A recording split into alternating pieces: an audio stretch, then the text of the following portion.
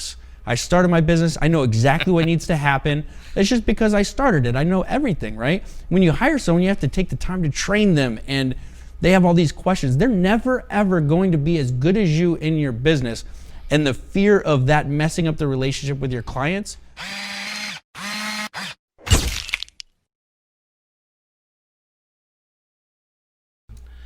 All right, let's go ahead and get started. Welcome to another edition of Here's Why, which is the Why Not Results podcast. I'm really excited because we've got a fantastic show lined up for you. This is part of a new segment that we're doing where we're interviewing different CEOs and business owners. And I couldn't be more excited to have my friend Jeremy Kenerson, who is the CEO of Outpost AE. Jeremy, how you doing today? Good, Jimmy. Good to see you. Thank you for having me on. Appreciate it, man. Yeah, absolutely. I'm excited that you're on. So why don't we start by telling, I guess, everybody how we know each other, and a little bit about that. So why don't you do that? All right, that's going to be fun. All right, so there I was minding my own business. This is back in, boy, what was that, 2008? Maybe? 2008. Yeah. I think March of 2008. A long time ago. Yeah, I remember for it sure. came back. Wow, that's 12 years. So, yeah, that's interesting. So, I first got promoted as a sales manager, and Jimmy was on the team that I took over. And gosh, you remember that? You're one of the cool people on the team. So me and you connected right away. I like to think that I'm a cool person on any team. The best. Yeah. So that was good times, man. We took over that team, bottom performing team. You saw why that was a bottom performing team when you first started. Yeah, it was crazy because I was brand new, and I had no real benchmark to rate it off of. That was kind of my first sales job, and so I didn't understand why no one on the team seemed to want to be there or want to be at work, basically. I mean, yeah, kind of nuts. Yeah, I was talking to a guy today, and I told him, I said, hey, man, look, nobody quits a company. They quit a manager. Yeah. You know what I mean? That is 100% right. Yeah. Yeah. So you took over, and it seemed like, I mean, in my mind, one of the biggest changes you made was, I mean, there was some sales skills, obviously, that you brought to the team. I was lucky enough to have some family members there and things like that before, that were able to kind of show me the ropes, because no one on the team that I was hired onto knew anything, seemingly. But yeah, I mean, you also made a lot of changes with regards to culture and like the team vibe. So yeah. There's an art and a science to sales, and an art and a science to sales management. Right. And the culture really is part of the art, man. If you don't have an environment where people want to work or want to do good, like, they're not going to do that. Yeah, I couldn't agree more. And as far as building that kind of culture and stuff, is that something, I guess, where did you learn that? I'd have to give it up to good old Garrett, dude. I've worked in Shout a lot out of to G Miles, right? Yeah, G Miles, dude. I had a lot of managers in sales, and none of them did I ever look up to like, wow, this guy's got it, or I like this guy. Usually they're a pain in the ass, and it was like, oh, now I know what not to do as a sales manager is not act like this guy. And when I met G-Funk, dude, like, he had a different swagger to him, He definitely knew how to keep it real, and definitely knew how to be cool with everybody, I guess you could say. So tell me about this company, Outpost AE. The way that I guess I've described it to people is sort of an outsourced sales team, like hired guns almost for a business, you could say. But is that the right way to describe it or the wrong way to describe it? Well, Jimmy, like everything you do, it's wrong. Okay, so no, I describe it more like an outsourced sales department, because anybody can go hire a salesperson, but having an integrated department where you actually have a sales manager that's doing what we just talked about, creating a culture, the art of sales management and the science of sales management, which is numbers, training, things along those lines, and then having top A salespeople that you also teach in their role, because as a salesperson, they have the art and the science of their roles as well. Okay. And I guess why would you hire a company like yours as opposed to as opposed to just hiring a sales team or a sales manager? I mean, what would be the major benefits that you'd bring? Speed. Doing it, hiring and training that stuff on your own. Let's look at the majority of our clients are, business owners. They're doing the bulk of the work inside of their business, and they just don't have time to, or a lot of them don't have the experience to be able to know what to look for to hire an A+ sales manager that's going to come in and actually help them, nor do they know how to grade or hire a sales rep. So there's a lot of recruiting, a lot of interviewing, and you have to master the art of interviewing, because crappy salespeople are okay salespeople, and they're really okay at selling themselves and why they're good, and then you get them in and then they suck, and you just wasted all that time and money and energy getting them to a place to actually help your business, Yeah, absolutely. So tell me, I guess, who would be that ideal client or ideal customer for you? We deal specifically with high ticket sales. So you're talking about a lot of like coaches, consultants, people selling, online courses, and then even high ticket services. So, one company we worked with was, a high ticket e-commerce accounting. Their big thing was, they're outsourcing the CFO, right? And then other services like marketing agencies, people that are, charging high ticket, where it takes a real specific skill set to get that kind of cash from somebody over the phone without ever meeting them. Yeah, I know one of the more difficult things at actually both the companies we've worked at together seemed to be was selling anything that's kind of intangible, right? You're not selling a physical product. Right. And that seemed to be something that was really tough for people to, I guess, overcome. Would you agree? Oh, yeah, absolutely. And, I sold tangible products in my early days in sales. I've been in sales for over 20 years now. I think that's one thing that was well, that's very good. different about me. I only learned on intangible services, and that was kind of, my company now probably has more tangible items than anything else I've done over the years. Yeah, when you look at when you first start at a place, if you have experience, usually it's bad experience. So I have to untrain people what they've learned.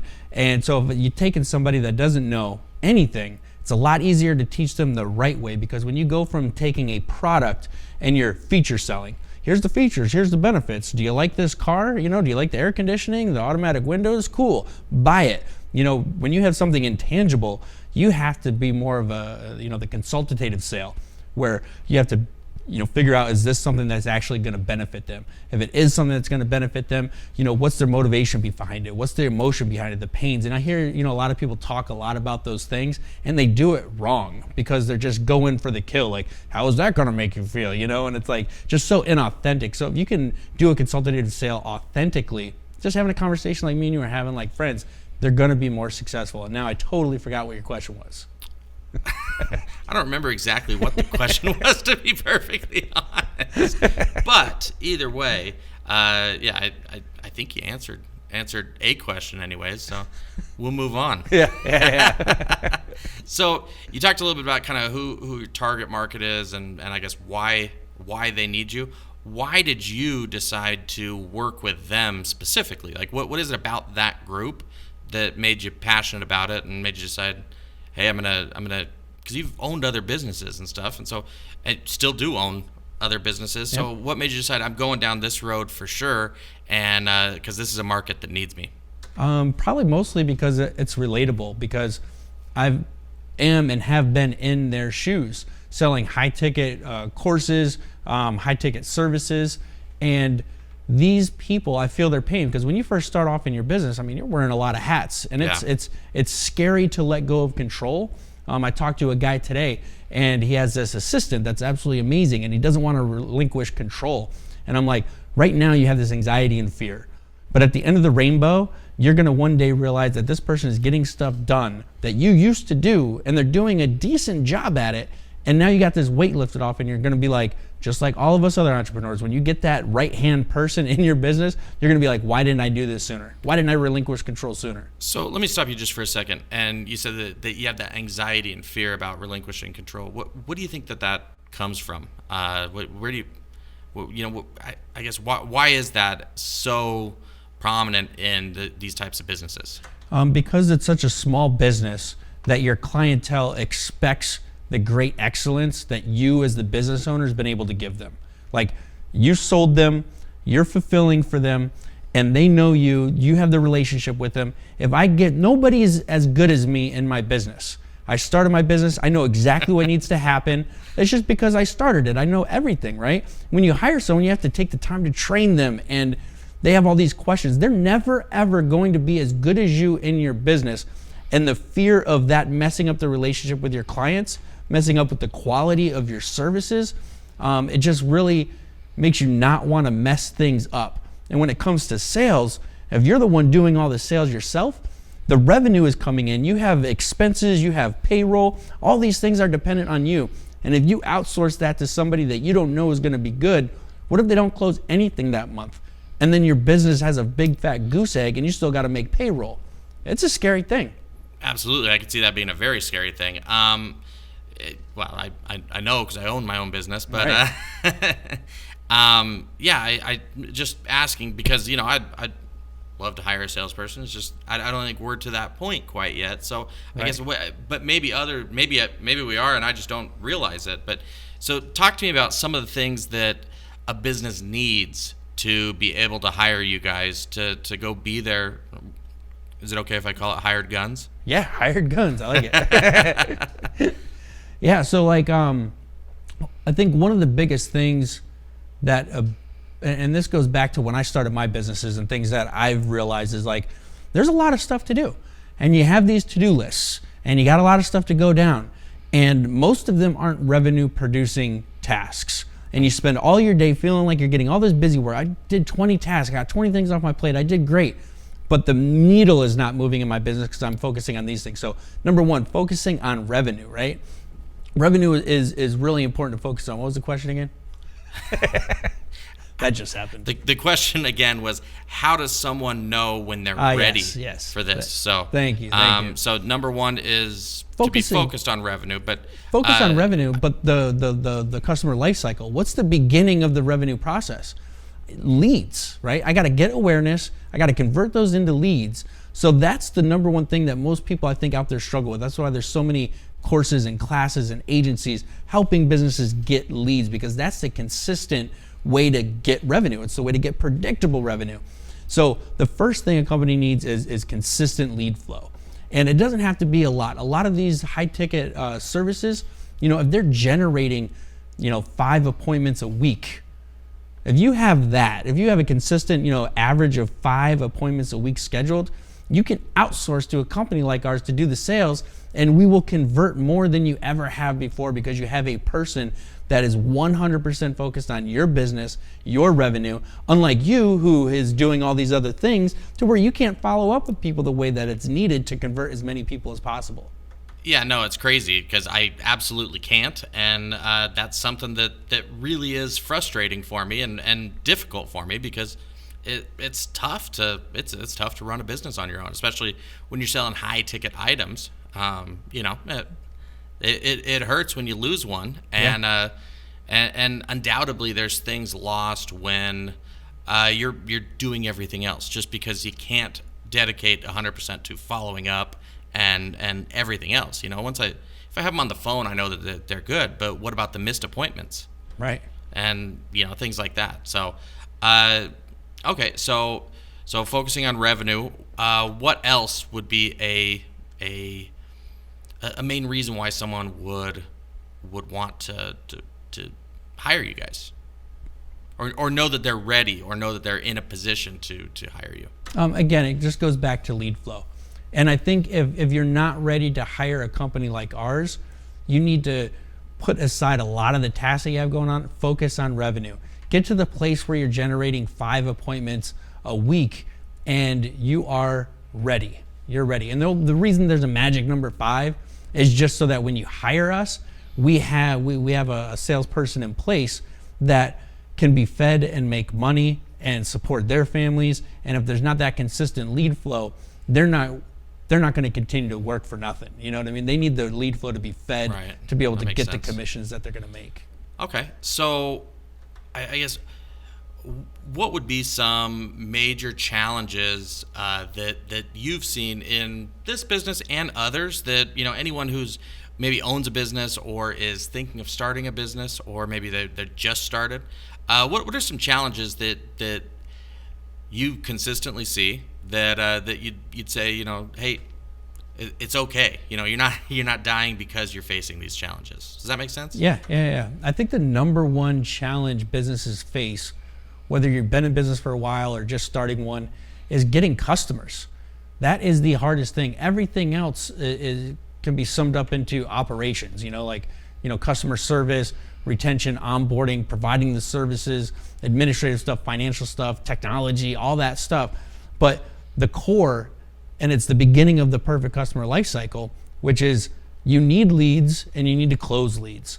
And someone, I had a mentor tell me one time, it was a kick in the stomach. He said, Jeremy, how many leads are you getting a month? I was like, I don't know. Let me pull up my CRM.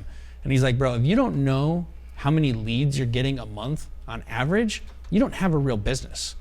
You don't have stuff coming in consistently enough. That is kind of a kick to the stomach. I could see that. Yeah, punch in the gut, dude. It was terrible. And I was like, first off, I was like, how dare you? Do you know who I am? I've been helping business owners forever, and it made me realize, like, oh crap, let me look into my system. Number one, I wasn't looking at what I had going on. And there's an old saying in the finance world where if you focus on the pennies, the dollars will take care of themselves. Same thing here. If you focus on lead generation, the revenue will take care of itself. So you have to have leads, and you have to focus on that. Absolutely, and I agree with the fact that you have to have leads. At the same time, coming from the world that we came from at old Infusionsoft, we focused a lot on conversion. Right. Our best clients were the people who had leads already, but they didn't necessarily know how to convert them, or they had a list of people who they didn't know what happened. Either they bought or they didn't or whatever, but it's still in one big pile. But they didn't know how to convert those into paying customers, and that's something that I know is a major pain point for a lot of businesses. Is someone like that, I would imagine, there for sure in a good fit for like what you guys are doing? Yeah, they'll be a lifelong customer. You like that confidence right there? They'll be a lifelong customer. Because once you have leads, for people like us, converting that is easy, whether it's converting the sales or converting using marketing, whether it's email marketing, follow-up marketing, right? Like if they have leads and they have a list, one of the things we do besides just taking phone calls is we own the sales process.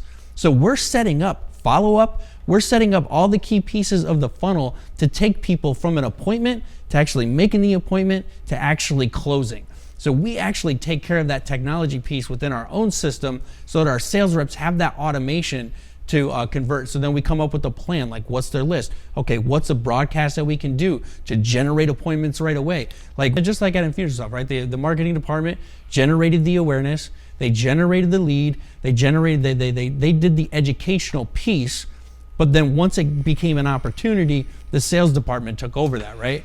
And we had our own marketing to make sure that we could generate the sales from the leads that were generated.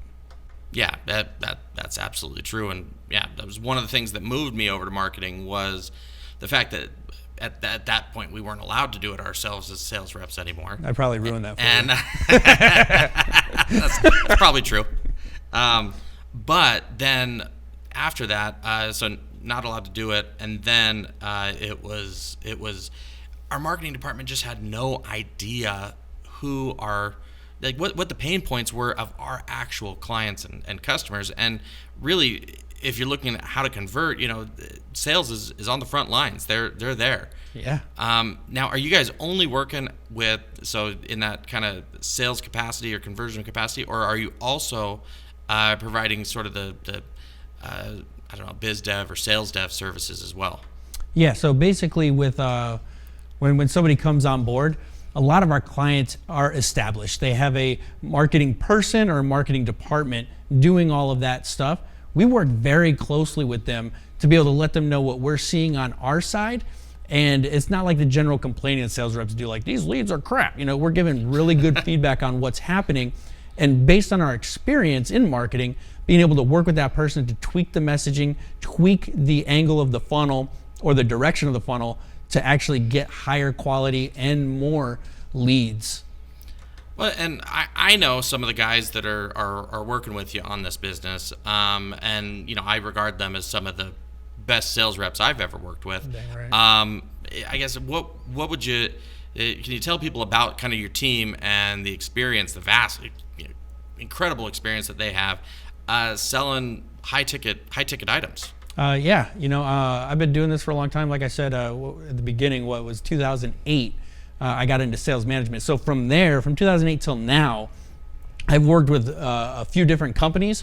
So I have a vast network of sales reps that we know that are really, really good. Well, and you've done kind of sales consulting and sales process consulting and conversion consulting and things like that over the years as well. Mm-hmm. I'm correct on that, right? Yep. I'm not lying to anyone. No. But I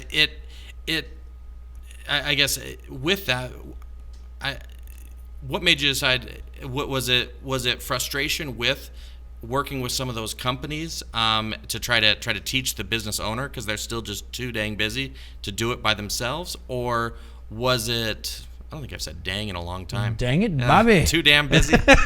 I'm just too dang busy. Got it.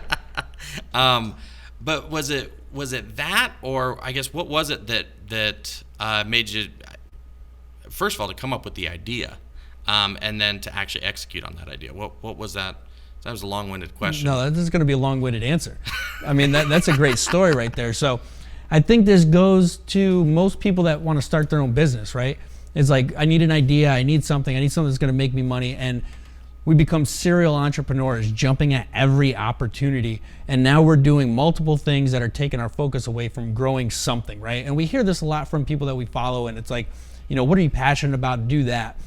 And this goes back to when I first. But the problem is then running an entire business. There's so much to it. Oh yeah. I mean, anyone who's ever owned a business knows that. Yeah, and I wouldn't change what I went through for anything because of the experience that I learned in growing my own business versus working for someone else. But when I first decided I'm never going to work for somebody else again. This is it. Like, I literally had this idea to start this company, and I didn't do it because I went after something that was going to make me money. So we started an agency, and we're doing, back then it was SEO, Google ads, PPC, social media, websites, and funnels, and all that stuff, email marketing funnels, campaigns. But I went off that road of what's going to make me more money. When my first idea was sales. How can I help people with sales? Because that's where my expertise is, and it's ironic that all these years later, working with all these different business owners, that everybody's in a different spot. Some people want to be consulted to do it on their own. That's where they're at in their business, and that's fine. But there's other people that just want to hand it off so that they can work on what lights their fire in their business, so they can stay passionate about their business and grow it while somebody else is focusing on revenue. No, that is interesting because I've talking to you over the years and stuff. I know that there's more you have a lot more passion about selling and about conversion than you do about building websites and stuff like that. Or my interpretation of it. I think that's solid advice as far as doing what you're truly passionate about, as opposed to what you can make the most money on. Absolutely. So, what would you recommend to someone who maybe they are the business owner, they're doing the sales and stuff themselves, or maybe they have an admin or someone who's helping right now? What are some things that you would recommend that they can do to improve that, or if they're thinking about hiring someone, with all your experience, what are some things that they can do to improve that salesperson's performance? Education. I mean, education is key. I work with a lot of people that do have a person, or they want to continue doing it. Like product education, or like sales education. And I think I know the answer to this, but you do. I remember walking into a place one time, and they're like, all right, we need to shut down sales for 2 weeks and train everybody on the product. I was like, are you kidding me? We don't even know about the product, dude. Can you imagine? Shut down sales for 2 weeks. Unbelievable. Yeah, let's waste money and then let's train the sales reps to info dump the crap all over people to where all the prospects don't know what the heck they're talking about. They're so confused that they won't buy. That sounds like a great idea. You must have been in sales a long time to come up with that idea, But that's the thing is education. People don't know what they don't know, right? So like we've been in sales a long time, so we know when we hear stuff like that, it's like, no, I need to know enough about the product to be able to tell, is this going to help the client? Is this going to help the prospect I'm talking to? Because if it's not, like, let's cut it off right now. We're not trying to sell people that aren't good, you know what I mean? That aren't good fits to where they're not going to benefit, they bad reviews, karma, whatever you call it, They're going to end up canceling. Refunds, chargebacks. Like, yeah, let's sell people that aren't a good fit.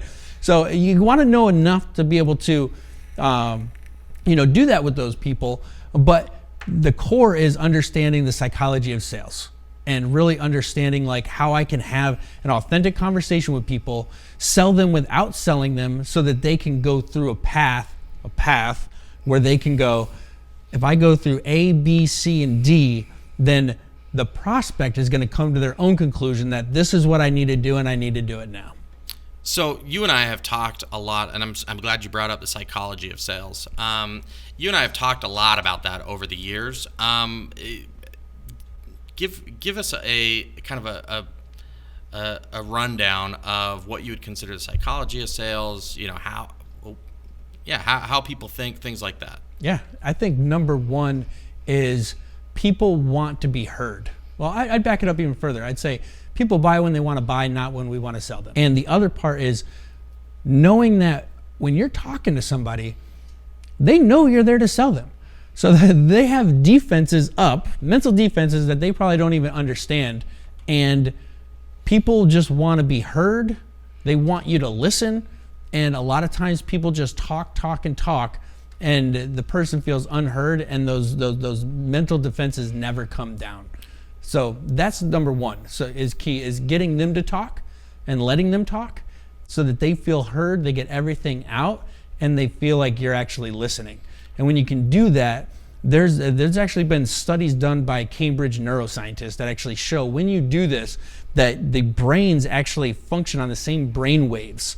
So you actually connect on a much deeper level where those defenses come down and there's a connection. Then think about this, like the easiest sales you've ever had is when you connect with somebody and you become best friends, and it's like there's a trust there. And I have clients that I became friends with that I continue to talk to this day. Tons of them. Yeah. I wholeheartedly agree to that. Because you want to work with people who you enjoy. Right. I think that the relationship is usually kept up on both ends because you want to buy from people who you like. Yep. And realistically, if you can sell to people that you like and you believe in what you're selling, it doesn't get much better than that. Right, because you don't have to sell them, and that's the beautiful thing. And when they feel like they're not being sold, that trust level just increases, and that's why it's so important to just focus on them, not on you, not on the money. I remember a long time ago when I first got into sales, my dad was in sales and marketing. And he said, Jeremy, the money is not in the sale. The money is in the money you make after the sale. Meaning for him back in the day was referrals. Like if he treated somebody good, he did the right thing, that news spreads, and the money you make is from the referrals off that sale, not the first sale with that person. And that always stuck with me, That's good advice, no matter what, right? Yeah. Okay, so you said number one is the sort of science of it, and then number two is the relationships, I guess, the art of it. Yeah. Okay. Is there only two steps here as far as your? Well, there's a lot of steps within each one, obviously. But with the art side, that's like the conversational piece. Like when you generate the lead, cool. That's just the beginning. Now, the end is the most important, where the rubber meets the road and you take that credit card and you get that money, because that money is the revenue, the blood, the lifeline of the business, right? So if you can take from the point of the lead becoming a lead and you actually getting on the phone with them, and just having that conversation. And what I do is I break it up into different sequences. So if I can go through step A, B, C, and D, at the end of it, the natural progression for the prospect is to say, wow, that sounds amazing. What do I got to do to get started? Yeah, all right, let's purchase. Let's move forward with this. Yeah, I don't even have to close them, you know? Those are the best. Yeah, absolutely. So one thing I like to think about as well, and I'd love to know your thoughts, because I don't know if I've ever actually talked to you about this, would be also sort of the art of persuasion, because it's relevant in both sales and marketing. You know, whether you're creating marketing content that you want to convert, or sales conversations, or even follow-up emails, or the email after the initial conversation to get them to continuously think about you. So I guess, what are your initial thoughts on just, I guess, persuasion in general, and any pointers there? I think sales is persuasion. You're persuading them, right? In the way I do it, like I used to call it this, but I think someone else trademarked it, but it's like the art of selling without selling, and Right. and really it's just like, again, with my sequencing of questions, it's really allowing them to persuade themselves. Okay, I can see that, or allows you to Plant the determine seeds. that they're not a good Good fit, right? I Right. mean, I know that at Infusionsoft, I always said that I ask people pretty much the same questions, but how I respond to their answer could be different with pretty much every client that I'm talking to. Right. And so when it comes to the I guess art of persuasion, I also like to think about, from a marketing perspective, sort of the 80-20 rule there, where it comes to what you help them achieve compared to what you help them avoid. And I think that comes back to your what you said about info dumping, when you're just telling and just feature dumping and just going nuts on everything. Whoop, I may have messed up my mic there. Everybody heard that. And you're just going crazy on all of these features and feature benefit, and the prospect never has a chance to talk. How do you know what's relevant to them and what's the most beneficial to them until you know them? Right. And I know that you, as a sales manager, I know that you talk a lot about that stuff. What are some, I guess, what's kind of the rule of thumb there when it comes to asking good questions? First off, the rule of thumb is identifying. Or is there a rule of thumb? There's a new rule of thumb here, guys. This is new. This is brand new. I'm making it up as I go. But the biggest piece of that is identifying what are the most common objections I get all the time from people, and can I craft open-ended questions that are going to help eliminate those objections before they even come up. Yeah, that's one thing. Another thing that I learned at really both Apollo and at Infusionsoft was if you could basically identify and overcome that objection before it becomes an objection at buying time, how powerful that was. And if you could get them to start thinking about those things early on, to where when you get to that point of purchasing, it's not a big deal anymore. Yeah. That's huge. I mean, it's huge. And that's, my sales system back then, the 10-minute reg, right? Right. It all started off with those questions. Like, I'm qualifying them out. Like, Infusionsoft was an easy one. So, tell me a little bit about your business, blah, blah, blah, blah, blah. How many leads are you getting? 5. All right, so probably not a good fit for Infusionsoft. Let me coach you. Not ready to pay $500 a month for. They're not going to get a benefit. Yeah, there won't be the ROI there. Nothing. They'll just be a pissed off customer that paid thousands of dollars and they're not getting an ROI. So you coach them on what they can do to increase their leads. You send them on. You give instead of taking, and you send them on their way, hoping that they can increase their business and come back and be a customer. Remember that you helped them out, right? Which I had happen to me several times, where I just, hey, this isn't the right fit for you right now. Right. You need to go invest in some ads, or you need to do whatever first. Yep. You build up that list. You're not going to convert all those, especially if you're getting them from wherever, off Facebook or what, some of those are going to have a little longer cycle to convert. Then this tool is going to be perfect for you, and this is going to be exactly what you need. Right. And you talk about a rule of thumb is the 80-20 rule, right? So like if I'm asking these open-ended questions, I want to ensure that they're talking 80% of the time and I'm talking just 20% of the time. I should be listening, because if I can dig deeper on questions that they answer, because think about it like this, their defenses are up, you ask a question, they give you a surface level answer, and if you believe that, you're a fool. So you got to dig deeper into those open-ended questions, like tell me more about that, what about this? You're investigating, right? And they're doing most of the talking, and then you're picking up these buying signs, or red flags, or potential objections that they might have right off the bat. Yeah, I couldn't agree more, and it was true then, and it's true today. As far as the questions go. So you brought up the 80-20 thing again. So actually, I was going a different direction with that. I just kind of forgot mid thought. So 80-20 rule, when we were talking about persuasion, is people's buying, really people's decisions in general. I mean, human psychology tells us that 80% of decisions are made based on avoiding some level of discomfort or pain, right? And only 20% are made on going towards something awesome. But when you talk to most salespeople, what do they focus on? When I talk to salespeople, what do they focus on? Well, just salespeople in general, what are they typically... When I talk to people, that's not what I meant. More of salespeople in general focus on benefit, and they don't ever get to that other point of digging into their pain and what got them to that point. And sometimes I've heard business owners say, well, there's not a big pain, I'm selling whatever. And I always go back to, well, when I bought my last my last truck, I was driving a Honda Accord at the time. There was nothing wrong with it. It had 50,000 miles or so, but I really wanted that next truck. Right, and it was really nice, but I couldn't justify. I tried to justify in my mind spending the money for it, and so there was a point where my car started turning. First of all, my kids spilled hot chocolate in the back seat. Trade that bad Larry. Smelled really bad, but so I didn't like driving it as much because of that.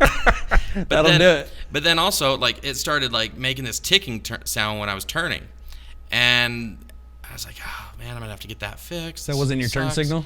No, it wasn't that. Yeah.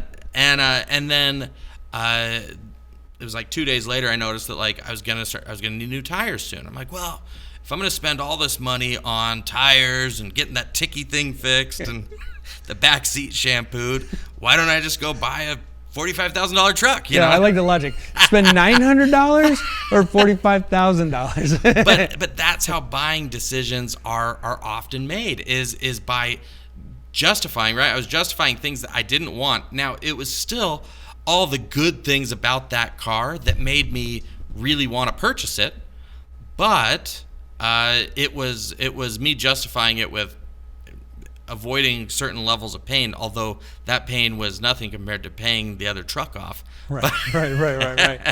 But it's that those decisions are still made that way, and then you feel good about it with the benefits. Yeah. What truck did you buy? What kind of truck was it? It was a four-wheel drive Dodge Ram. Dodge Ram. Okay, cool. So none of the features sold you on buying either a Toyota, a Ford, or Chevy. Other than none of the features were that. It was the pain.